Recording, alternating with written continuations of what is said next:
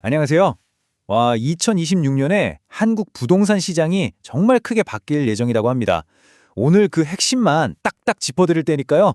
지금부터 집중해 주시면 정말 도움 되실 거예요.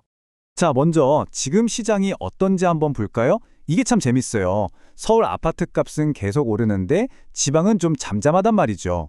근데 바로 이 타이밍에 정부가 엄청난 세금 감면 카드를 꺼내들었어요. 뭔가 좀 이상하죠? 지금부터 그 속사정을 한번 제대로 파헤쳐 보겠습니다. 자, 첫 번째 핵심 과제는 바로 지방 살리기입니다.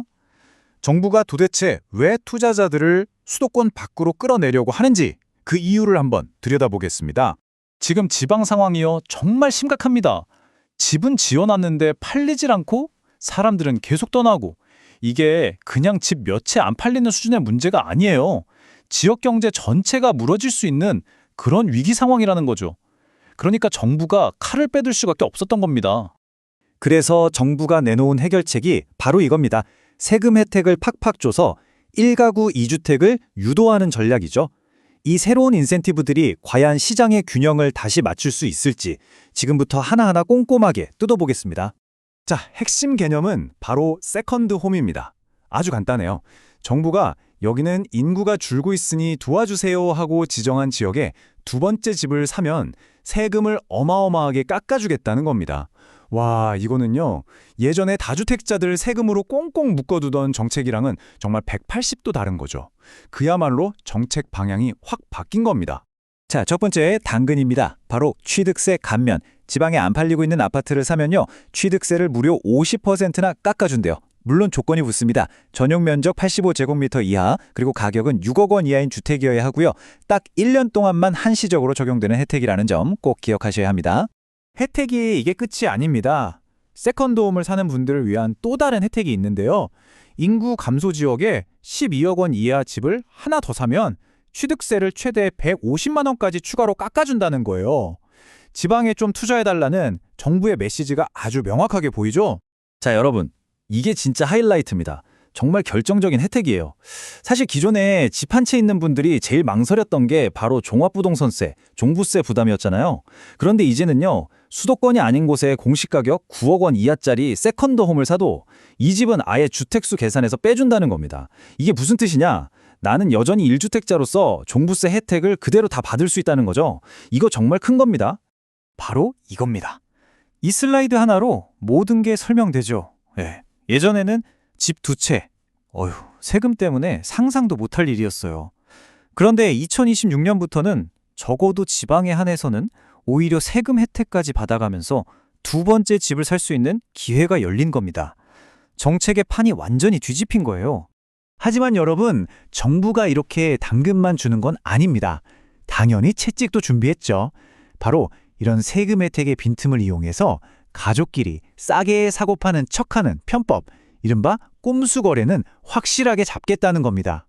그 기준이 뭐냐면요, 이렇습니다. 가족끼리 집을 사고 파는데 시세보다 3억 원이나 혹은 30% 이상 싸게 거래했다?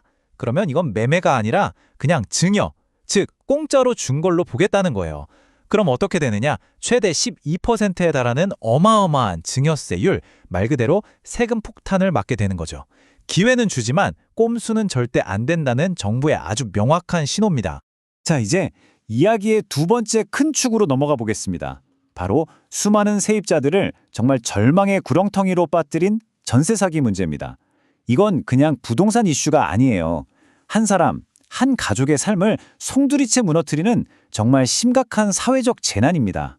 혹시 전세 제도가 낯선 분들을 위해 잠깐 짚고 넘어가자면요.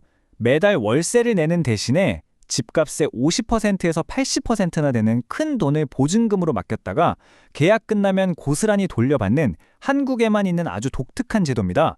그러다 보니까 세입자에게 이 보증금은 사실상 전세산이나 다름없는 거죠. 위기는 바로 여기서 터졌습니다. 집주인이 이 어마어마한 보증금을 돌려주지 않고 그냥 사라져버리는 그런 대규모 사기 사건이 발생한 거죠. 세입자들은 정말 평생을 모은 돈을 한순간에 잃고 당장 살던 집에서도 쫓겨날 판국에 처한 겁니다. 그야말로 금융적으로 또 정신적으로 완전히 파탄에 이른 거죠. 이런 끔찍한 비극을 막기 위해 정부가 내놓은 해결책이 바로 전세 사기 피해자 지원 특별법입니다. 말 그대로 사기 피해자들을 지켜주고 다시 일어설 수 있도록 도와주기 위해 특별히 만든 법적인 방패막이라고 할 수 있습니다. 그럼 이 법이 구체적으로 어떤 도움을 주는지 단계별로 한번 보시죠.